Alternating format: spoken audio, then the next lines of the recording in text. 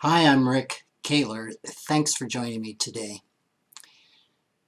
As you know, we do a lot of work with money scripts, which are thoughts, feelings, beliefs that we have about money. And we know that the average person has 50 to 200 of these beliefs, these money scripts, operating 24/7. And we just don't usually take time in adulthood, even childhood, to examine our beliefs around money. So we do a lot of that, as you know. And I thought today we'd take a look at a really popular money script, and it's one that I have. And that is to assume that fame and accomplishments and excellence in one's field equates to financial security. Or you could say equates to being rich. But let's leave it at financial security. And we know that money scripts are all partial truths. They're true in some circumstances and not true in other circumstances. So they're very contextual, right? So it's interesting to me that the common attitude is that a person like this is financially secure until proven otherwise. And I guess what sent me down this particular tract recently was a news story that I read about an elderly businessman well into his 90s who was soliciting donations to support himself in retirement. It was actually in the local paper of his town. And he was a well-respected businessman, a well-respected artist in his town, and even had a claim in his state for his skill and accomplishments. He's received a number of awards, recognitions, accolades during his career, many from a lot of famous people.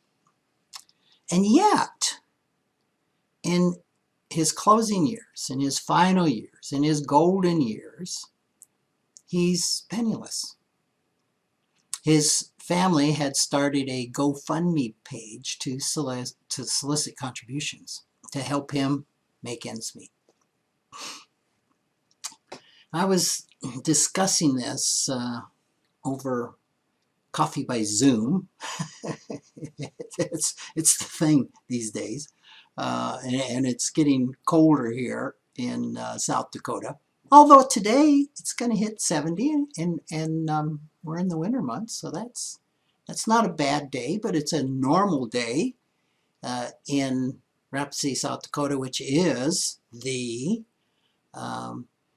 certifiably the number one town in the United States for the most changeable weather. You can Google it and look it up. And my friend asked me, how is it that somebody that's so successful for so long has no money? And it reminded me of my money script that assumed that somebody who's successful had money. The ability to create wealth, but then manage it really poorly is widespread. So I would think, well, if they're smart enough to be famous, be a great actor, actress, artist, scientist, whatever they are in their field, if they're smart enough to do that, duh, they're smart enough to manage money, right? Wrong. And I still struggle with this money script. It's pretty deep. Because if you think about it, many famous and successful people died penniless. And when I was researching this, I came across far more names than I had time to mention, but I thought I'd pick out some of the top ones. Vincent Van Gogh, famous painter. His paintings sell for millions now. He died broke. And largely, you might say, when I first read that, well, of course, he was discovered after he died. But he died broke mostly because of his overspending on his many addictions. Somebody else that will date me that I remember watching on television a lot was Sammy Davis Jr., a member of the Rat Pack. He died owing millions of dollars and left his widow in really a pretty poor state. Another fellow that again would date me is Omar Sharif. He was star of Lawrence of Arabia and Dr. Zhivago. I mean, those were actually films that I think predated me. But he died alone and broke. And he was like the biggest star of his day.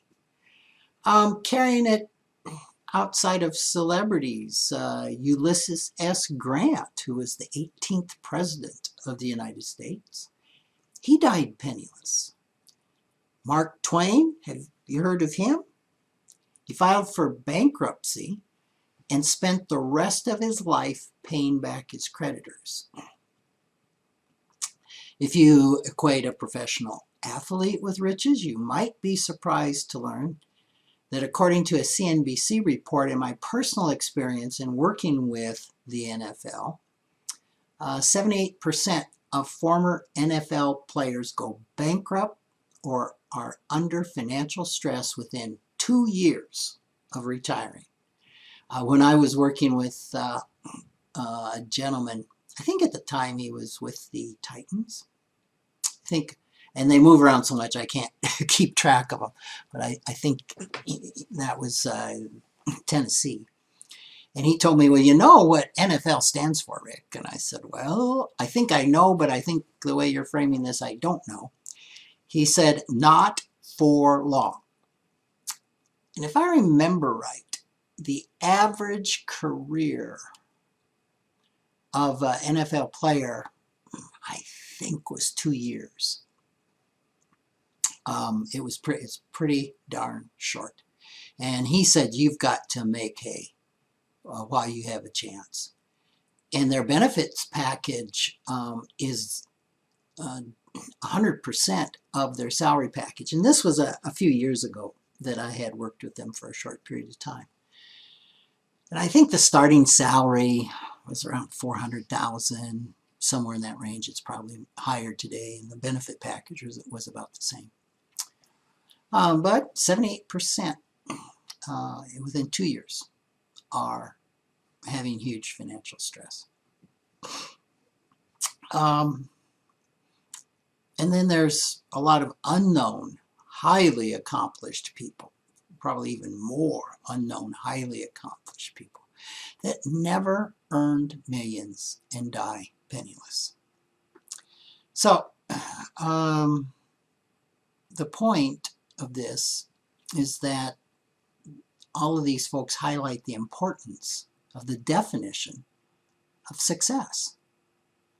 There's a vast schism between technical excellence, fame, mastery of a vocation, and turning that achievement into financial success and security. You can become the best at your craft, the best in your profession, the best at what you do, and still be broke. Now, conversely to this, there's a lot of people who are not famous, who are not necessarily the leaders in their field, who aren't the smartest and the brightest, who have become financially successful. You may have never heard of Alikio Dagnode, and I probably murdered his name. He's food processing and cement distribution. David Sun and John Tu in technology, Jack Corwin, fried chicken and food processing, Mohed Altrad, scaffolding, or James Loprino, maker of mozzarella cheese. All of these people are self-made billionaires. Not millionaires, billionaires. So, you know, it's kind of like the assumption that if a person is a doctor, they have money. And believe me, I've worked with a lot of doctors. And most of them manage money fairly poorly. And most of them have far less than what the average person would suspect. And then you take the plumber, the electrician, the person that services pumps. And these folks, especially those that own the business, can do phenomenally well and be in much better shape than some of those physicians when we talk about their finances.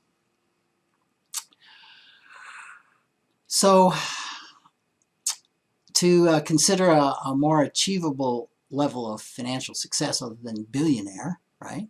That's hard to wrap my mind around. There's 18.6 million millionaires in the United States. That was in 2019 and according to Forbes. And these folks can be like those tradesmen. They may be wage earners. I've had clients, one, she was a nurse and he was a janitor in the school. They had been able to save over $1 million, and that was, I want to say, 15 years ago. They can be business owners, they can be at the top of their careers, or like these folks, they can be in everyday jobs. Most of those 18.6 million people that are millionaires are completely unknown. And they're probably your neighbors, maybe even you. And I'll give you another clue. They do not consider themselves wealthy. And I would argue that $1 million is not exactly wealthy. $1 million today is not $1 million in the 30s. It's far less than that. There's studies that would indicate to be considered wealthy, and again, this is a very hard to define term, but when we're talking in dollar amounts, to be considered wealthy, you may need to be over $5 million, say 5 to 10 million. I've read some things that say over 20 million. So it's all pretty subjective, but if a person has nothing, which 75% of the United States has a zero net worth, I mean, sounds like a lot. So what I have found is that a lot of highly accomplished, brilliant, successful people who are obviously very, very, very sharp, very smart people, lack one of the most important survival skills, the 21st century survival skill, according to my late friend Dick Wagner, which is the ability to manage money. Money management skills are not intuitive. We are not born with them.